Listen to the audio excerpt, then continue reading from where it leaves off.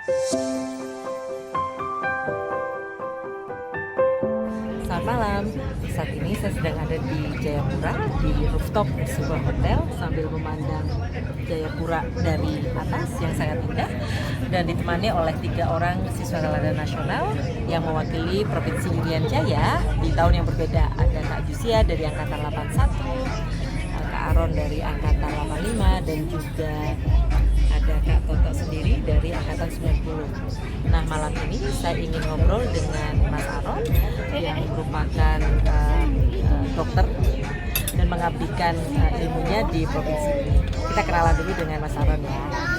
Halo Mas Aron. Selamat malam Pak Astrid, selamat malam semua.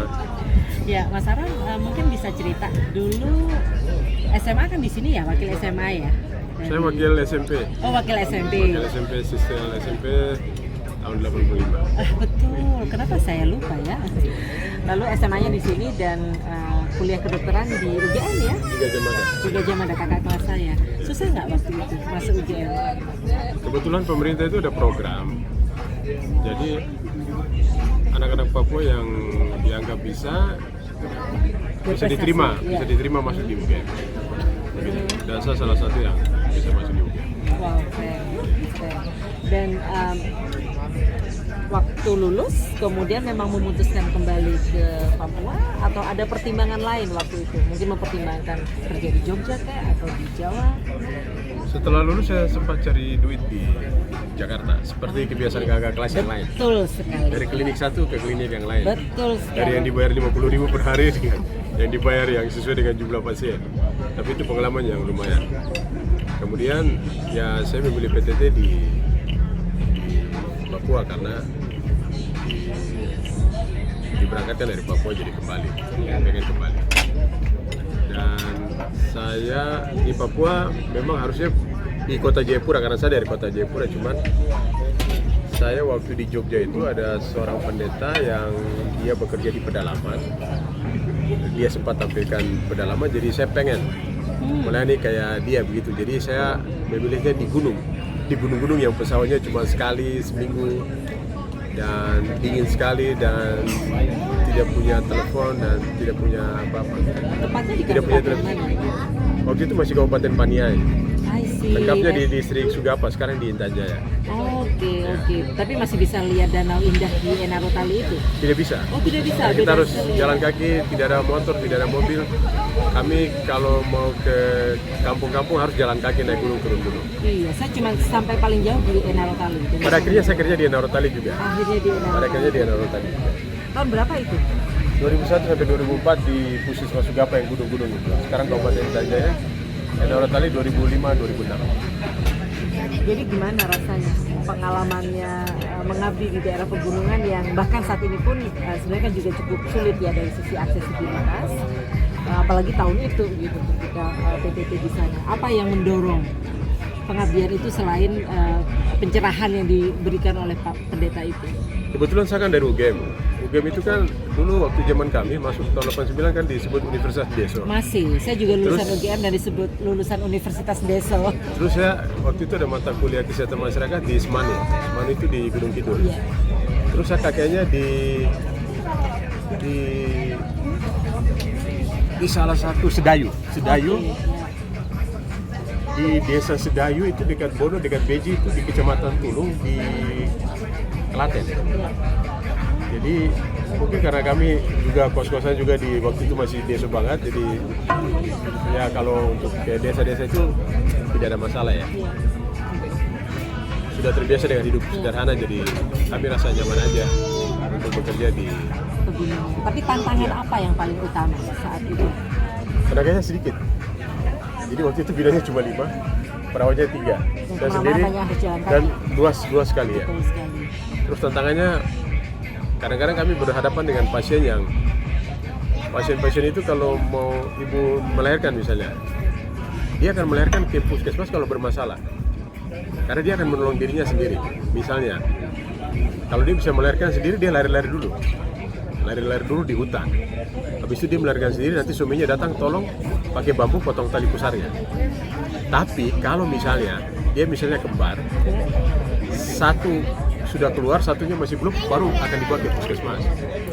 Atau tangannya keluar, nggak bisa keluar karena tangannya saja yang keluar, presentasi tangan misalnya di bahasa medis baru dia bawa, atau cuma kakinya yang keluar baru dia akan bawa. Yang bisa terselamatkan nggak itu bayi kedua? Ya karena kita nggak bisa operasi karena terbatas, ya kita kirim ke Nabire. Kebetulan ada pesawat kita kirim ke Nabire. Wow. Terus ada beberapa penyakit yang aneh-aneh. Di Jogja kita susah cari kusta, susah cari pramusia. Bahkan saya tidak mengerti kalau yang saya rawat itu ada penderita HIV. Tiba-tiba ada pendeta datang atau hamba Tuhan datang, dikasih macam antibiotik, tidak bisa, dia mencret terus sampai akhirnya mati. Kami nggak pernah ketemu HIV di Jogja waktu itu, nggak pernah ketemu kusta, tidak pernah ketemu kaki gajah, tidak pernah ketemu cacingan. Benar-benar hal yang berbeda sekali. Baru saya kan dari Jayapura, tidak pernah ke pegunungan. Tapi ya kebetulan masyarakatnya di sana baik-baik, jadi saya nyaman aja karena saya mencintai. Supaya saya tidak merasa bosan, saya sering jalan kaki dari gunung ke gunung. Sekaligus Kalau kita, membawa ya. perlengkapan pengobatan ya. Tapi suplai obat-obatan saat itu bagaimana? Suplai obat-obatan itu cukup bagus. Kebetulan kepala dinas kami juga orangnya suka jalan kaki juga, jadi kami terbawa ya. Terus yang tantangannya mau imunisasi. Kadang kami mau ke imunisasi itu kami 4 jam jalan kaki, terus layani dulu, habis itu pulang lagi 4 jam. Tapi karena sering kami rasa biasa. Dan sampai sekarang ke bawah. Meskipun saya sudah di provinsi, tapi 2 tahun terakhir atau 1 tahun terakhir saya masih suka ke gunung-gunung. Ke gunung-gunung. Iya. Turun ke provinsi kapan? Maksudnya pindah ke dinas kesehatan provinsi tahun berapa? 2006. 2012 sorry. Oh, belum terlalu lama ya sebenarnya. Iya, 7 tahun ya. Ya. 2014 di bagian program, tapi 2016 sampai 19 di bidang pencegahan pengendalian penyakit. Jika ada KLB, misal di Korowai begitu, ya terpaksa harus jalan kaki. Betul. Dan itu menyenangkan bagi saya. Kemarin sempat turun ke Asmat tidak waktu ada KLB Campak? Justru sebelum terjadi KLB Campak, kami menyusuri Asmat di luar karena mahasiswa-mahasiswa itu mengatakan ada sekitar 20-30 kematian dalam 1-2 minggu. Jadi kami turun ke Asmat, mulai dari Yaukimo menyusuri pakai speed besar sampai pakai speed kecil sampai pakai ketinting dan melewati Asmat. Kali kedua, waktu ada kasus Noma, kami kembali ke Asmat lagi, tapi lewat pesawat dan kemudian pakai ketinting dan jalan kaki. Kali ketiga baru terjadi KLB Campak, kami ke Asmat lagi. Jadi tantangannya itu, kalau di Asmat perbatasan Bovendigul ada banyak pramusia, kaki gajah, kusta, itu yang menjadi tantangan tersendiri. Tapi saya senang karena saya akan terhibur ketika saya melihat saya punya rekan-rekan bidan atau perawat. Kebetulan banyak puskesmas tidak punya dokter, mereka bertugas. Jadi saya seperti teringat kembali waktu saya di pedalaman. Jadi meskipun saya sekarang sudah di provinsi, tapi saya masih senang untuk meskipun saya di struktural, tapi saya tidak kehilangan passion untuk saya seperti fungsional. Kebetulan tahun kemarin saya STR-nya sudah mati 7 tahun dan surat tanda registrasi saya udah mati lama. Sudah mati tahun 2012. Saya ujian lagi di Universitas Muhammadiyah Jakarta. Dan saya lulus. Oh, luar biasa. Jadi bisa praktek lagi dong? Bisa praktek lagi. Saya berjadian untuk praktek. Jadi sekarang masih praktek? Jadi praktek tanpa bayaran. Praktek tanpa bayaran. Praktek kalau orang SMS minta obat ya kita kirim. Tapi kadang kalau ini kita tulis resep. Iya. Berarti kalau begitu tantangan penyediaan layanan kesehatan dari zaman dulu ketika PTT dan di pegunungan dan saat ini dengan adanya banyak KLB dan kasus-kasus penyakit yang mestinya sudah tidak ada di muka bumi ini, untuk Papua masih sama saja ya. Kesulitan paling utama apa sebenarnya?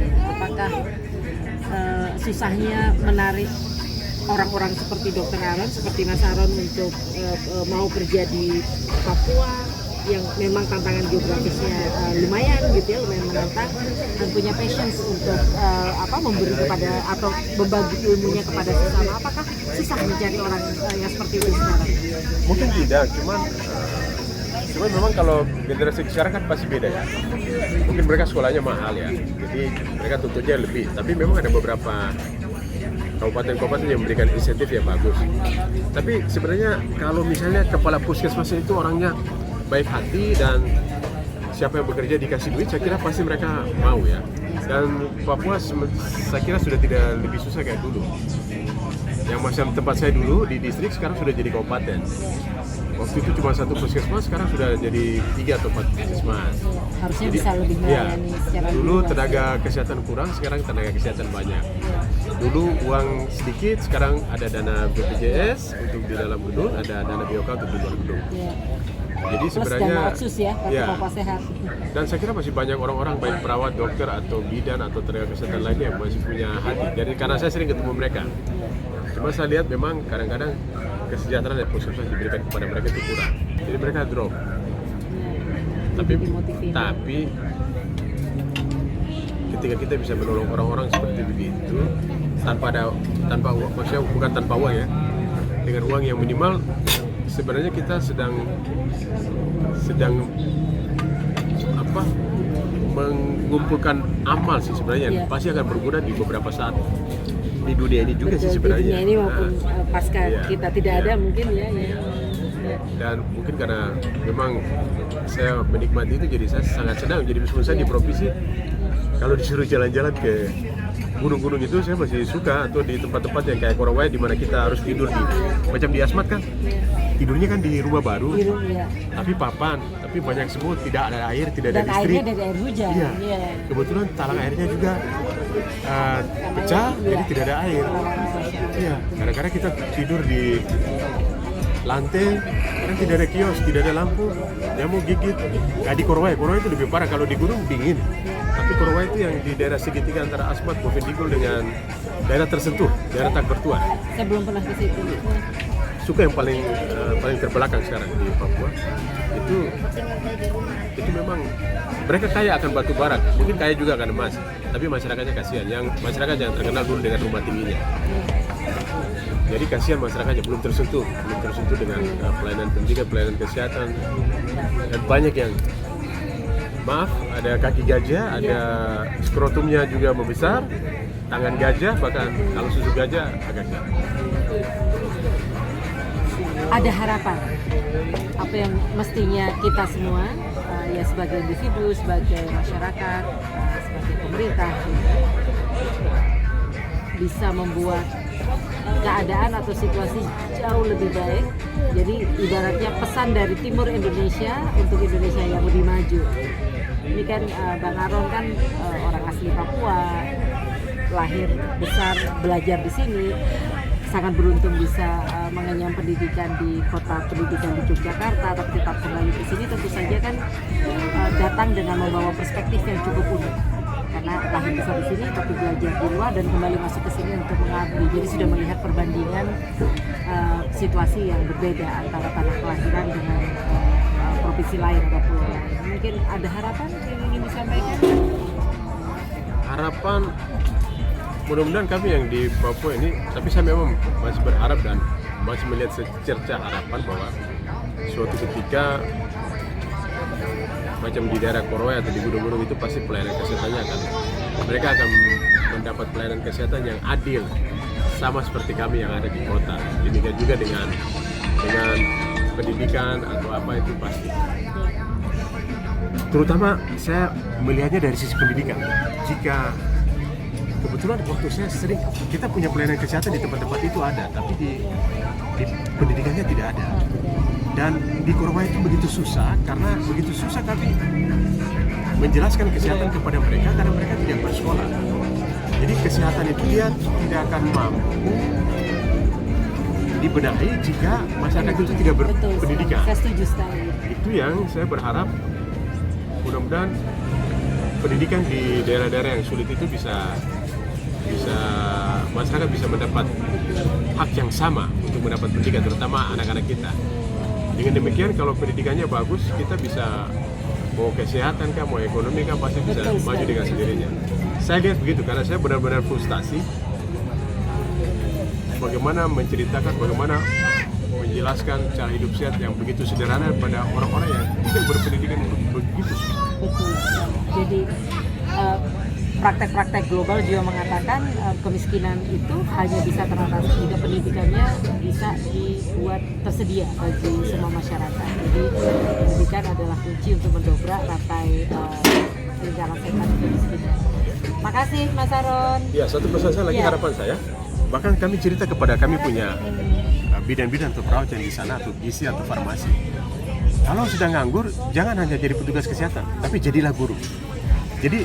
Jadi guru dengan biarpun tanpa modal kurikulum apapun, tapi apa yang bisa mengajar membaca, bisa mengajar berhitung, ajar itu saja sederhana. Kita tidak peduli dengan kurikulum karena kita bukan seorang guru, tapi karena tidak ada guru, kami mengimbau kami mengatakan kepada kami punya petugas kesehatan, tolong dong jadi guru dong, ngajarin apa yang ada padamu saja. Bisa mengajar membaca, syukurlah. Bisa mengajar berhitung, cukup bagus. Begitu. Dan anak-anak pada senang-senang juga sih. Yakin saya. Anak-anak sangat senang, sangat senang. Saya sudah punya pengalaman seperti itu, sangat senang. Anak-anak di beberapa daerah itu sangat haus sekali akan pendidikan, sangat. Iya, saya kalau ke Asmat misalnya beberapa kali biasanya memang membawa buku dari Jawa, terus duduk bersama anak-anak di sekolah-sekolah. Ya tidak didesain ya, cuman duduk bawa terus kita belajar gitu, mengenalkan apa sih yang sekarang lagi tren. Misalnya bahkan musik K-pop atau kita lihat bintang dan bawa buku itu, dan mereka senang sekali. Memang betul mereka sangat haus terhadap ilmu pengetahuan itu dan harus ada yang bisa memberikan. Sip, thank you. Oke, Mbak Astrid, terima kasih. Thank you banget. Salam buat abang-abang, adik-adik sisa.